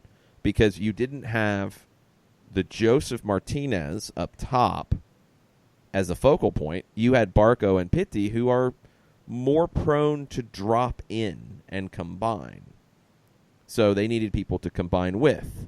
When the ball went out wide, there wasn't an obvious crossing option for Gressel, for Merrim, early on. It took time to figure out those rotations, figure out what those patterns of play were going to look like, and they did, and it worked well. I thought Pitti was okay. I didn't think he was bad. I didn't think he was good. I thought he was okay. He had a few moments. He had some that he'd probably like back.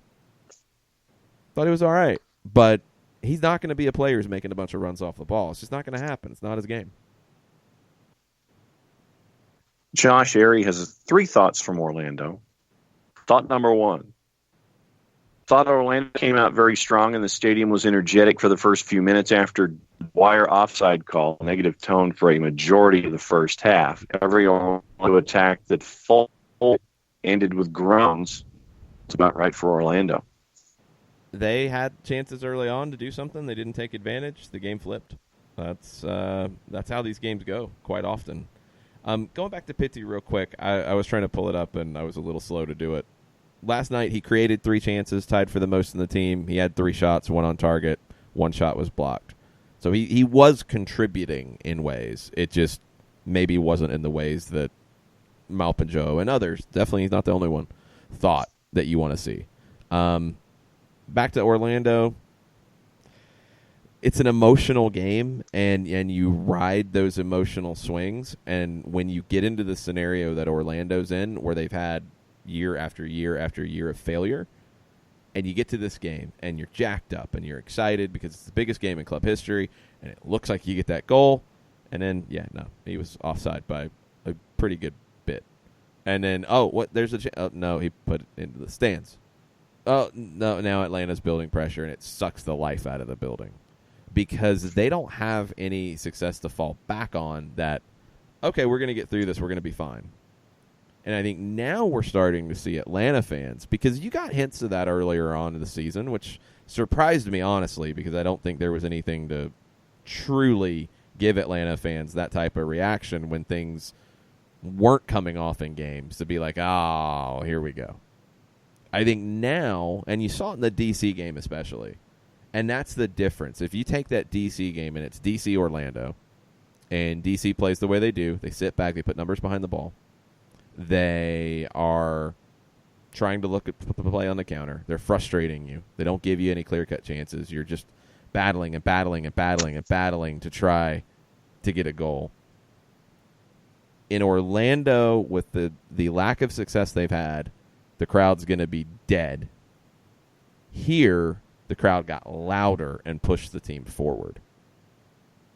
That's why having that vibe in the stands is very, very important. And it does have an impact on a match. I think we saw it last night. Thought number 2, and this is something that you and I saw at Brewhouse last night. Disappointed in the majority of one-way calls by the ref. Seemed like no calls on Orlando fouls on Atlanta players were same fouls called for Orlando. Multiple card fouls were missed. Full arm shoves, late tackles from behind. Remedi getting an elbow to the head, and it was really to the throat. Yeah, the fact that LGP was given a yellow card on a foul that was a foul, maybe, and then he was hit with a trailing leg very late from Chris Mueller, and there's no card. That situation, one's a yellow for a questionable foul. The other is a very late challenge, a dangerous challenge, and it's not a yellow. Those are frustrating. Those will drive you crazy. That's the moments that I just don't understand. Along with Pity Martinez, for whatever reason, cannot get a call. And does Pity Martinez go down easily sometimes? Yep. But does he get fouled and not get calls? Yep. Does he get hit and not get calls? Yeah, he does. It's frustrating, and I don't get it. But the LGP one, him picking up a card and then not getting a card on Mueller, was the one that drove me nuts. Point 3 from Josh. Big props from Atlanta United and Orlando City front offices for coordinating the away fans, ensuring our safety before, during, and after the game. There was a lot of concern leading up to the match. For as big of a game as Orlando had, was a fun and safe experience for all the traveling supporters. That's great. That's good to hear because, yeah, there is concern in some of these situations, and there were reports of NYC fans having issues in Orlando, and it's just it shouldn't be a recurring thing. I mean, you can have a kind of nasty vibe in the stands to the opposition and not have it be a dangerous place for opposition fans to be. Like, those things are possible. So hopefully it gets to that. we've talked about it before. I think Orlando as a club made an effort early on to embrace that type of culture and attitude, and I think it's come back to bite them in some ways with different situations that have happened, and the biggest one was probably all of the things being thrown on the field last year, which was just an awful look for the fan base, and it doesn't represent the majority of that fan base. But it's been too large of a portion of the fan base, and the aggressiveness of the fan base and the vibe around it, I don't know how necessary it really is. I think you can get your point across about being an intense, hardcore fan without threatening the opposition. That's just silliness to me.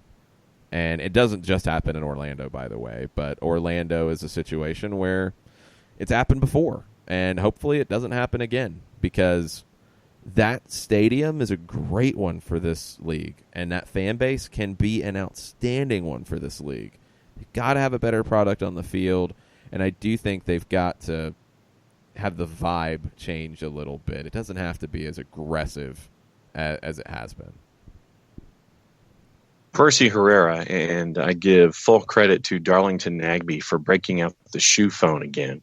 Oh, yeah, for sure. Percy says, y'all forgive my bad memory and laziness to research, but was that the first post-game locker room pick this season? It wasn't the first one this season. There haven't been as many, but that wasn't the first one, because I remember one earlier this season and being like, oh, cool. Because that's always good. That's always kind of a signifier of it being a big deal in a big game. I don't remember which one it was. You haven't had as many wins on the road, first off, so you haven't had as many opportunities. I'd have to go back and look. I don't think it's the first one, because I seem to have had that thought earlier this season.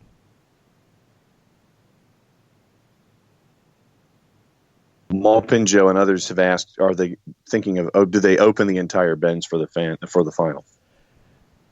It feels like they've left that door open, and maybe what will affect it is the initial response. I would love it if they open the whole building, but you gotta fill the place to do that. You know, you don't want to open the whole building and have 55. You want to get to 70 to open the whole place. I hope they do that. I would love to see that for an Open Cup final. So I'm all in. I don't know what options you have in terms of ticket prices and sales and all that to get people in the building. I know there are some restrictions from U.S. Soccer about pricing for this.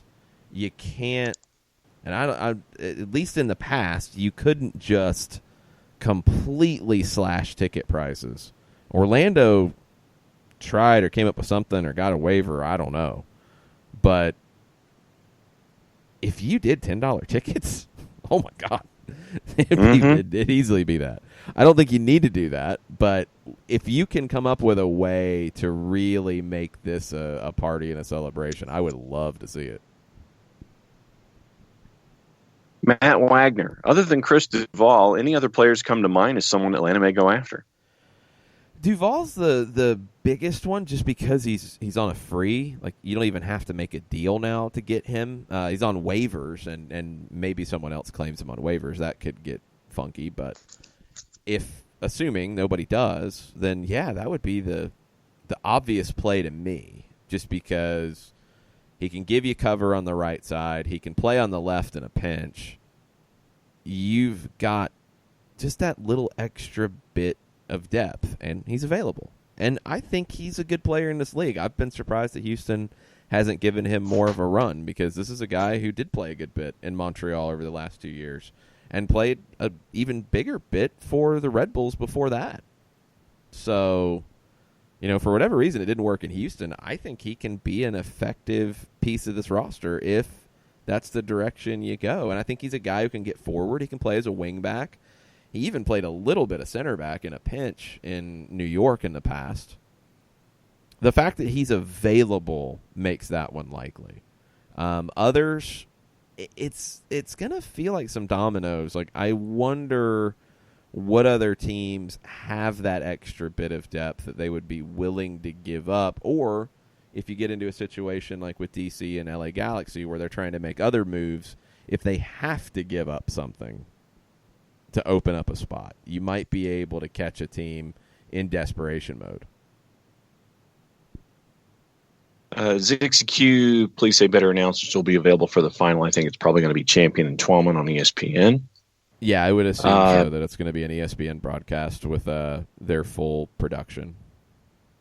Kessie, what does Patrick Okonkwo need to improve to be able to step up to MLS? Adding more to his game than just finishing. And I think he's doing that. I mean, I saw him at the academy level and in the box, just deadly. Size and strength and speed inside the 18. He was an amazing finisher. But that was all he was at the academy level. I think last year in Charleston really did wonders for him. I wondered what his game could get to at the professional level. And he's gotten a little bit further than I thought he would. He has. I don't know if he's an MLS player. I hope that he can make that next jump, and I think for him, the next jump is going to involve being able to do the things that we've seen Joseph do this season, where he drops into the midfield and combines. I think it's better movement off the ball, making more runs off the ball, and not just waiting for a delivery into the 18 to get a finish. And I think it's going to be defending as well from the front. That's something that he hasn't really done much of. So we need to see that too. More than anything, it's consistency, though. It's just being able to have those good moments that we saw at times in Charleston on a regular basis. And he's also got to do, I think it's showing this year with the amount of playing time he's getting, I think he's got to do more to make it impossible to take him out of the lineup. And he's got competition with Jackson Conway. And Conway's earned more time. Conway has played really well and made the most of his opportunities with Atlanta United too. Okonkwo's got to make himself irresistible to Stephen Glass and the management and say, we've got to give this guy minutes because he's been playing that well. Let's see who's next on the board. The Colonel, Morning Colonel. Colonel likes the CCL concept, but has an issue with the uneven playing field. Allow MLS to suspend or constrain Liga MX rosters to MLS limits. The timing stuff could be mitigated with minor schedule changes. Hashtag Walk Past Wednesday. Yeah, I mean, that's an MLS problem. Like that's not a CONCACAF problem. They don't have anything to do with how MLS structures its rosters, and CONCACAF would love it, I think, if MLS was more competitive and knocked out Mexican teams from time to time, and it didn't feel like it's a foregone conclusion that a Mexican team's going to win it. But MLS has got to make that decision. The scheduling, if Major League Soccer opens their season third week of February, maybe second week of February. Okay, it could that'll help for sure because you'll be in camp earlier, you'll have more time. You might have a league game under your belt before you get into CONCACAF. It'll be a big help, and it's something that the league has to do. I mean, I would even say that if you've made the decision that, okay, the next to last weekend in February is going to be the opening of the MLS season, and, yeah, you're going to have to play most of those games in warm weather cities. That's fine. I would give the CONCACAF Champions League teams the option of starting their season a week earlier than that to get an extra league game under your belt. I'd 100% do that. If the start of the season needs to be staggered to give CONCACAF Champions League teams one extra game early to better perform in that tournament, I don't think that affects the overall integrity of the competition. I don't think it gives them an advantage or anything like that, but I think it helps them in CONCACAF, and it'd be worth it. So if that's the scenario, I would love to see it. I'd love to see teams start a little bit earlier to be in closer to season form for CONCACAF. Daniel Price using prayer and crying emojis. wondering if any chance all the injury talk is a joke and Joseph's just fine. Maybe it's just really a minor thing and he'll only be out for like a day. Please? Yeah, I don't think it's a joke, but I'm really hopeful that it is more of the week and a half type of thought that was there initially than a month. Because, I mean, it's just sheer numbers. Like, look, you're not going to have a Joseph Martinez sitting on your bench. Like, it's just not going to happen. So you can push that out of your head. You're never going to have the depth for that. Nobody has that. Cristiano Ronaldo goes down for Juventus. They're going to suffer. That's what we're talking about here. But without Vasquez and with Tito Villalba probably not going to be 90 minutes fit in the next 2 weeks, yeah, having Joseph out for that period of time is going to be a problem. But if you can get Joseph back for Portland, okay, you can weather that, because that is the NYC match this weekend, which I thought was unlikely anyway with the injury happening when it did. And that's Campeones Cup, which, look, if that's what it is, that's what it is. And then you get him back for Portland. Maybe he's not 90 minutes for Portland, but maybe he's 60. Maybe he's a starter and gets you into the second half. You take that and you move on, and I think you can make that work. If it's beyond that, then it becomes more complicated. Jorge B. is overreacting on why the refs refused to call fouls on PT and Barco, and week after week they're getting kicked around, and nada, shrugged shoulders emoji. Also, I didn't understand the 7 minutes added to stoppage time. Yeah, the 7 felt like a lot. I mean, yeah, I think my gut was in the 4 to 5 region from watching the second half. I thought 7 was excessive. Subs in the Miram injury, yeah. Yeah, neither one was that long. I mean, 5 would have been right in my mind. The stuff with Pitti and Barco, they're twofold to me, because the one side of it with a player like Pitti, I just don't think referees expect him to do some of the things he does. And he's so good on the ball that he gets defenders into a spot where they commit a foul by accident just because they can't stop him. And he doesn't get those calls. He's an unorthodox kind of player, and maybe that's why he doesn't get those calls. But that's got to change. The second part of it is the fact that Barco may be a little bit more than Pitti, because I think the way Barco plays, he gets hit after he gives the ball up, and that's what drives me nuts. It's one thing if you're late on a challenge and you commit a foul because the attacker beat you or made you miss or whatever. That happens. It's another if you're, on a breakaway and a player fouls you for a tactical reason. That's fine too. When you're late after Barco has made the pass, after Pitti has made the pass, ball's gone, and you slide in late and catch a player from behind or catch a player high around the knee, there's no question that should be a card. No question at all, and those are the ones that will absolutely drive me crazy, because those are the ones that get people hurt. And those are the ones where you're not trying to play the game. You're not trying to make a play there. You're trying to get a piece of somebody.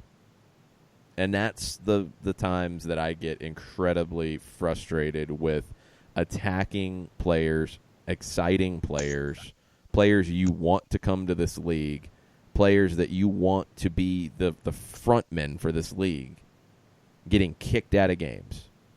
And if you go get Mesut Ozil, it's going to happen to him too. Will he get a different level of protection because he's Mesut Ozil coming from Europe?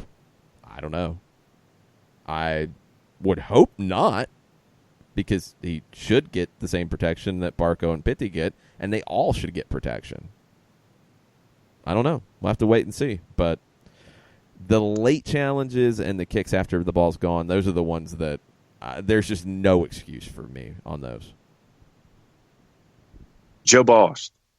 As with the season in whole, Atlanta United's not going to have the best 11 for another stretch of matches. Frank DeBoer is having coach of the year type season, in my opinion. If we could get our best 11 together for a stretch, we could for sure be a cup favorite. Not that we aren't. With all of the injuries, I completely agree with that. In a normal season, I think what Mateus Almeida has done in San Jose is not normal, because that roster is not dramatically different from last year, and the results are. And that's not just because Michael Stare, said my bad and didn't really have a plan. My bad. Yeah, it's Almeida really developing the group, and it's been incredibly impressive. He's the coach of the year for me. But in a normal year, if you don't have Almeida doing what he's doing in San Jose, yeah, DeBoer should be considered for that, and he should be on the short list. I honestly don't think he will be, because I don't think he gets the respect that he deserves. And since you mentioned action tonight and players and things like that, we can go over fantasy and prize picks before we go. Let's save fantasy because we don't have any league matches until tomorrow, so we don't have to get into fantasy Wednesday. until then. Yes, you're all out of whack, John. It's a late night for you. I agree. Okay. It was. Yeah, that's okay. I was thinking today was Thursday for some reason. Nope. We'll do fantasy tomorrow because NYC and Houston play tomorrow. You do have cup matches tonight, and you got 2 in Canada that start at 7:30. Ottawa Fury hosting Toronto FC in a Canadian Championship semifinal. Montreal Impact hosting Cavalry. Cavalry is from where again? Calgary, Alberta, Canada. Calgary Cavalry. Okay. Well, they're just cavalry. They're not the Calgary Cavalry. They're just cavalry. Don't call them the Calgary FC. Cavalry. That would be incorrect. Both are 7:30 kicks, and in Minnesota and Portland at 8 on ESPN+. I don't know if the Canadian matches are easily available in the United States. There's always ways, but I don't think there's an easy way. So if you want to watch those, I don't know how to tell you to do that. We'll talk fantasy tomorrow because you have the week starting with NYC, who will be coming to Atlanta on the weekend. They host the Houston Dynamo tomorrow at 7 p.m. at Yankee Stadium. We'll get you set with that. We'll get you set with a little bit of prize picks tomorrow. We'll get deeper into prize picks on Friday. And we'll keep up with deadline day because, yes, look, there's going to be more that happens. The LA Galaxy front office is probably waking up after a long night of talking and negotiating and trying to figure things out. So you're going to have news out of LA because you're going to have to. Brian Rodriguez, according to reporter Karen Todorov, it's done. Papers have been signed for Brian Rodriguez and LAFC. It has not been announced. And according to Todorov, 4.5-year deal with an option for 1 more. Contract is signed, $8 million transfer fee, plus Peñarol keeps 30% of the pass. So if he is sold, and you would expect Brian Rodriguez to be a player that would go to Europe eventually before that contract is up, Peñarol will get 30% of the transfer fee. And there's a picture of Rodriguez with his representation after signing the contract. That was released late last night. That has not been announced yet by LAFC. Also yesterday, there are pictures at the Montreal airport of Bojan Krkić arriving, taking pictures with Montreal fans. That could happen. He left Stoke City on mutual consent on Tuesday morning, so he's a free. Sounds like it's going to be a done deal for him to go to Montreal, although maybe the Galaxy have somebody in Montreal to intercept him. You're going to spirit him away. Yes, because there was a rumor that was in play that he could end up in L.A. Like, no, here's your car to the Montreal Impact offices, sir. Here's your ride. No, he's going back to a private plane to Los Angeles. Oh, my goodness. They've kidnapped him. Who knows? Maybe that's their backup plan in case the Pavone thing doesn't happen. And look, that's been the talk as well. LA's going all in on Christian Pavone. But if they don't get Pavone, the talk has been that they're not just going to sit back and do nothing. So if that can't happen, they can't clear the international spot, if they can't clear the money, if the league says, no, we're not putting up with these shenanigans that you're trying to get this deal done, we're not going to allow this under the rules, then do the Galaxy pivot into something else real quickly? That and another shenanigan. Well, I think their plan Bs would not be as shenanigan heavy. It's you're going to be looking at more of just a TAM player because you're not going to be able to pull off a designated player and maybe an air quotes designated player if it's a loan to make him a TAM player this year and then a designated player next year, and I don't know. Not quite as designated? Well, no, not a designated player. I mean, I don't want to confuse people too much with this stuff. Like, it's like offside. You either are or you aren't. And you might not be this year in the case of Christian Pavón because of the loan deal being structured a certain way to not make him a designated player. But then next year he would be a designated player.